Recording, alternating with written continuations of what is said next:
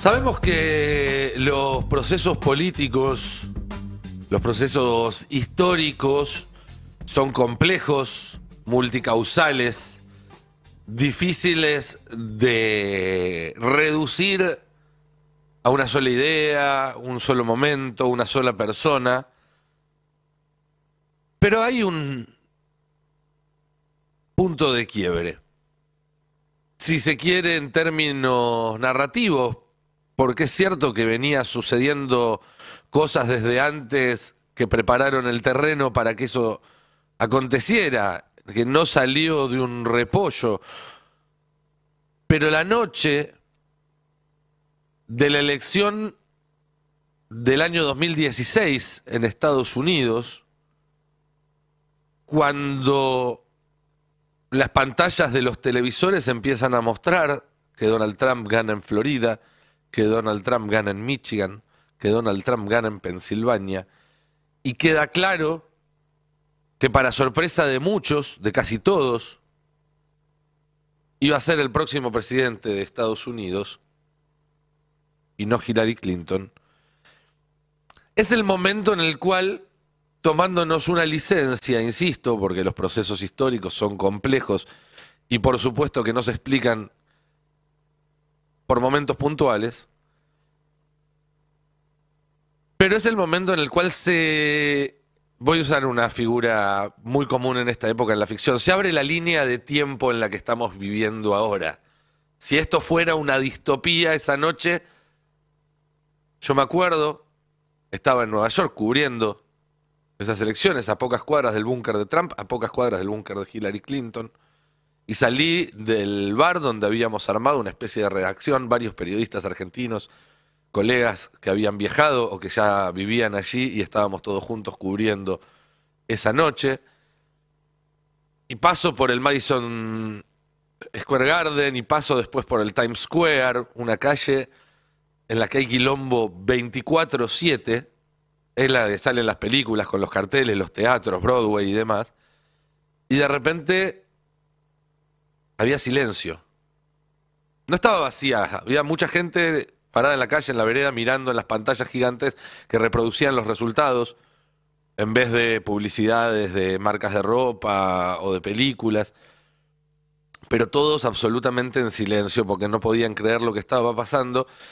Y un rato más tarde, siguiendo esa caminata, pasamos por un lugar desde donde se podía ver bien el Empire State, ese otro edificio icónico del paisaje neoyorquino, y proyectado con luces LED sobre el frente de ese edificio, en color rojo, el rostro de Trump, que parecía así proyectado en rojo sobre un edificio, casi una imagen distópica de una película de ciencia ficción.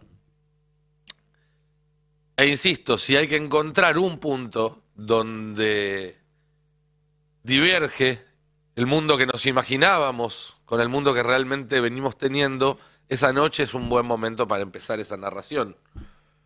Porque hasta entonces parecía que todo era distinto, que las consecuencias de la crisis del 2008-2009, que fueron terribles, sobre todo en Estados Unidos y en Europa, habían quedado atrás.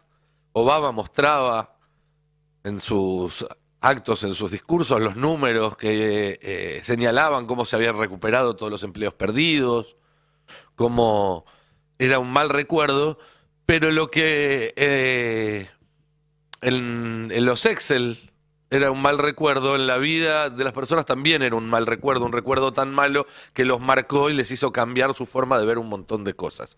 Y por eso terminaron eligiendo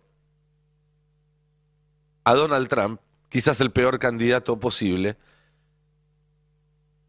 antes que la continuidad de algo que evidentemente no los estaba dejando contento. Cualquier semejanza con lo que haya pasado en la Argentina el año pasado no es una coincidencia. Es porque es parte del mismo proceso.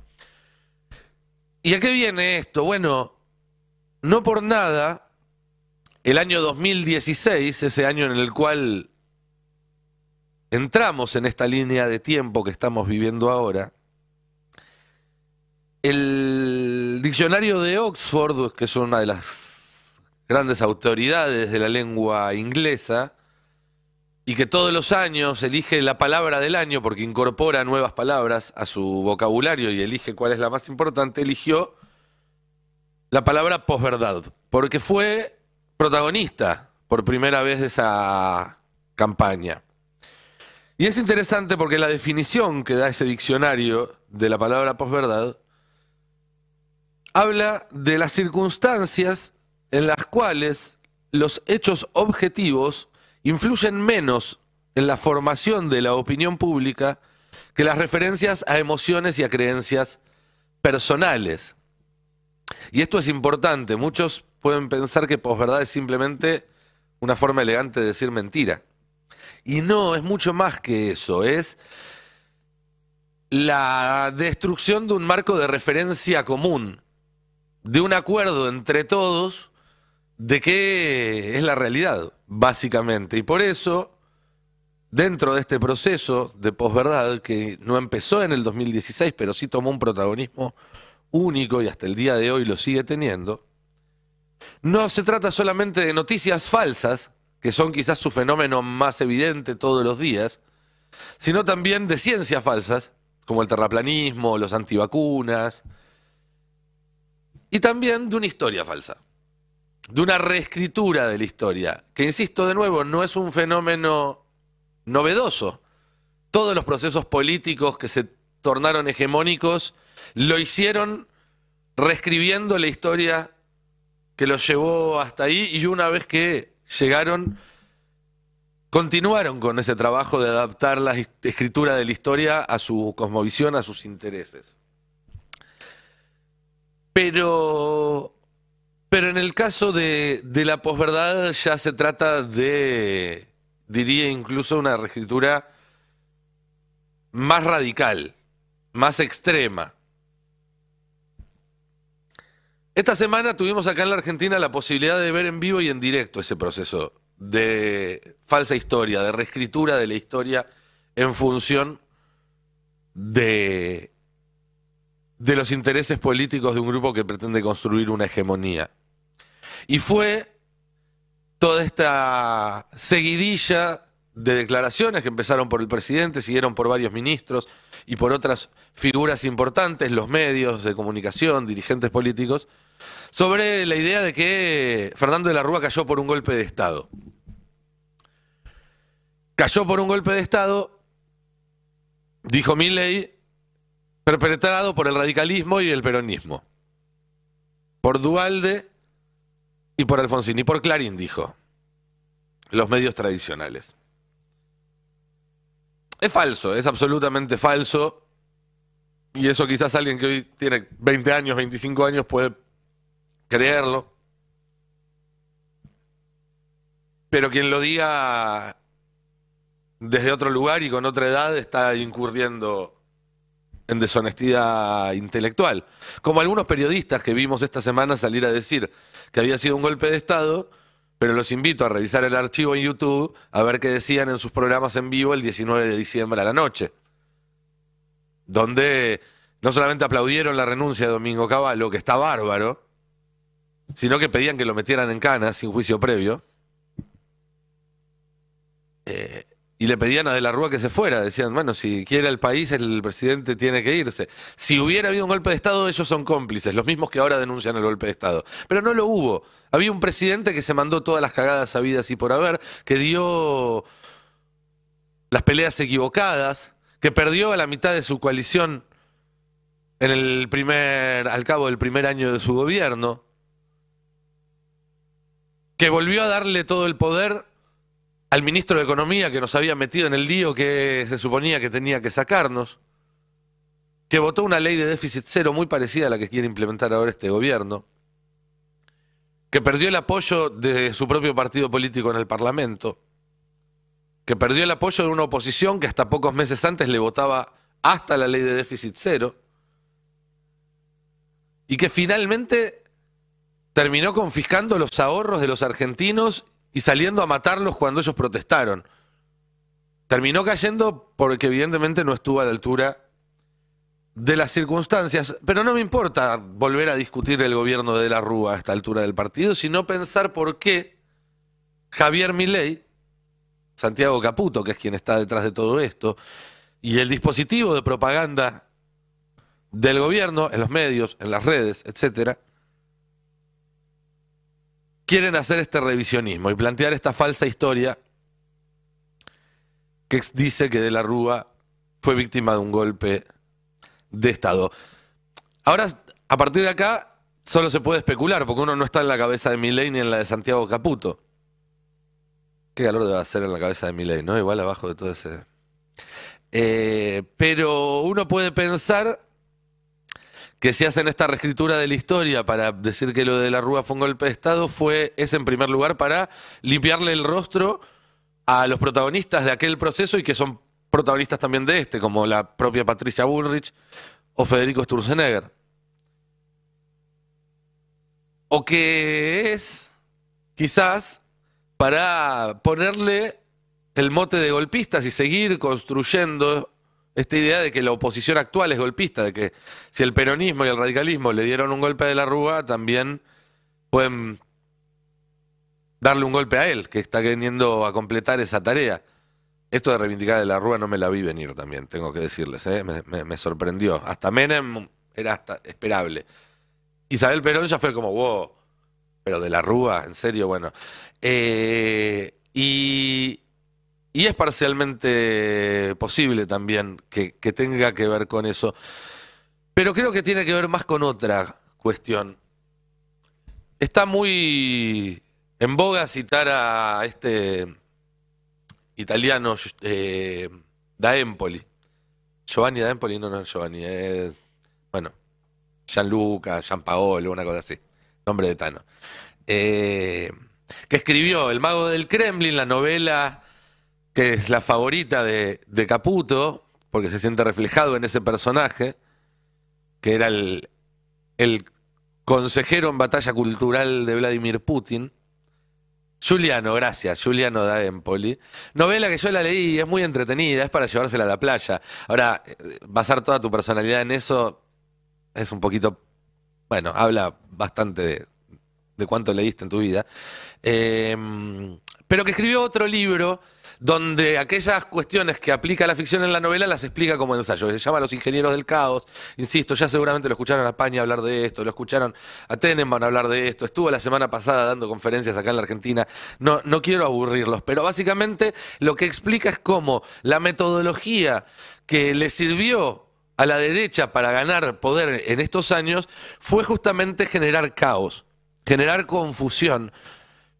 ¿Para qué generar caos y generar confusión? No solamente porque eso genera temor y el temor hace que la gente esté más dispuesta a darle más autoridad a los que tienen la autoridad, que en este caso vendría a ser la derecha, sino porque parte esencial de la construcción de subjetividades que permite que avance la extrema derecha es que esas subjetividades estén fragmentadas, que no haya una idea en común dentro de una sociedad, ni de cuál es la historia, ni de cuáles son las noticias, ni de cuál es el rol del vecino en tu vida, ni nada. Ganan en esa fragmentación, poniéndonos a unos contra otros y impidiendo que haya una organización que pueda contraponerse a los designios de quienes toman estas decisiones y que las toman en función de un sector privado que ya está empoderado y que le alcanza con que nadie se le oponga muy fuertemente para poder hacer prácticamente lo que quiera.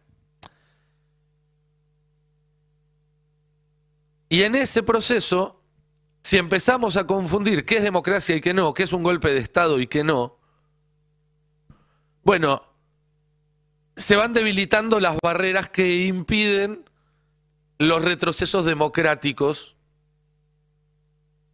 que vienen a plantear esta clase de personas. Recordemos que Milei dijo en la campaña que no creía que la democracia fuera el sistema ideal. Lo que no dice, pero se desprende del resto de sus dichos y de citar mal al teorema de Arrow y demás, es que cree que el sistema ideal de gobierno pasa por la decisión de una sola persona, algo que, contrariamente al sentido común, está muy arraigado en la tradición liberal de la que abreva Milei, en los Rothbard, en los Murray y en todos los perritos. Y lo que estamos viendo es eso, en la Argentina con Milei, y en una escala mucho más importante por sus implicancias globales en Estados Unidos, donde el martes va a competir, y con muchas chances de ganar, Donald Trump, una persona que al día de hoy todavía no reconoció el resultado de las últimas elecciones. Y eso no es ya una amenaza potencial para la democracia, sino que es una herida actual en la democracia, que una persona que no reconoce el resultado de una elección presidencial, que promueve el intento de un golpe de Estado para que no tenga lugar el cambio de gobierno, que es lo que pasó en el Capitolio en enero del 2020, después de que él perdiera la elección contra Joe Biden, y que en ningún momento de estos 4 años fue condenado por eso, ni reconoció el resultado de aquella elección. Y no solo eso, sino que pudo consolidar una mayoría propia en la Corte Suprema, que hace pocos meses sacó un fallo que básicamente dice que toda decisión del presidente es legal por ser una decisión del presidente, es decir, que el presidente está por arriba de las leyes. Bueno, es un riesgo notorio de que a partir del martes, si Trump gana la elección, avance desde su poder nuevamente al frente del Ejecutivo, emborronear las líneas de una democracia, y que si pierde la elección, la impugnación al ganador sea aún más fuerte que la de hace 4 años, porque hace 4 años hasta quizás los agarró un poco de sorpresa, fue un poco improvisado. Ahora llevan 4 años planeando el regreso al poder. Y digo llevan en plural porque no es solo Trump. Trump aparece en esta nueva versión, la del 2024, que es distinta a la del 2020 y es distinta a la del 2016, rodeado por un grupo de gente muy particular, que es la elite de Silicon Valley. El caso más notable es Elon Musk, a quien todos le conocemos del rostro y que fue protagonista de los actos de cierre de campaña. Es como si acá Milei hiciera un acto de cierre de campaña y hablara Galperín, solo que más, porque todo allá es más grande, es más fuerte y las tecnologías sobre las que trabaja Elon Musk son mucho más revolucionarias que las que utiliza Galperín. Y son tecnologías que están puestas al servicio de un proyecto de planeta, de país, de gobierno, que no es democrático. Lo dijo Elon Musk. Lo dijo también Peter Thiel. ¿Quién es Peter Thiel? Ya lo hablamos alguna vez acá, pero vamos a repasarlo porque no es tan conocido. Fue socio de Musk en PayPal. Fue uno de los primeros tipos en poner plata en Facebook en el año 2004, en invertir en Facebook. Eso lo hizo inmensamente millonario. Pero es un tipo que además de ser millonario, escribe ensayos, piensa de política y viene planteando un esquema de gobierno postdemocrático. Abiertamente. Dice, escribió, que no cree que la democracia y la libertad sean compatibles y plantea un esquema de ciudades-estado gobernadas por un CEO todopoderoso que hace las reglas a su placer y en todo caso la libertad de la gente está en quedarse o irse a otra ciudad-estado donde otro CEO hará otras reglas. Eso es un poco lo que plantea la gente que rodea a Trump, y que no solamente rodea a Trump, sino que puso a su vicepresidente, porque Vance, el candidato a vice de Trump, es empleado de esta gente. Vance tuvo su primer empleo en una compañía de Peter Thiel. Después de unos años y de hacer mucha plata en ese empleo, decidió abrir su propia compañía. ¿Quién fue el inversor que puso plata para que Vance abra su propia compañía? Peter Thiel. Y después, ¿quién fue el que puso la plata para que Vance sea candidato a senador por Ohio? En la campaña más cara de la historia del Senado de Estados Unidos, es decir, la que contó con más recursos. Peter Thiel. Es decir, el vicepresidente de Estados Unidos, si gana Trump, un hombre que ya tiene 82, 80, una cosa así, es empleado directo de estos megamillonarios que están planteando un mundo postdemocrático. Y lo hacen abiertamente. Insisto, esto no es una teoría conspirativa, esto no son los protocolos de la... No, esto es algo que te lo están diciendo. Como Milei también te dice, no creo en la democracia, como Milei también avanza en la Argentina a un esquema menos democrático, porque el Congreso está bloqueado, él tiene ese tercio que le permite resistir los vetos, entonces va a seguir gobernando por decreto porque tiene la ley de bases que ya le aprobaron y eso no lo podés deshacer porque la Corte Suprema está prácticamente trabada, porque no va a tener presupuesto de nuevo el año que viene y entonces ni siquiera se va a poder controlar en qué gasta y en qué no.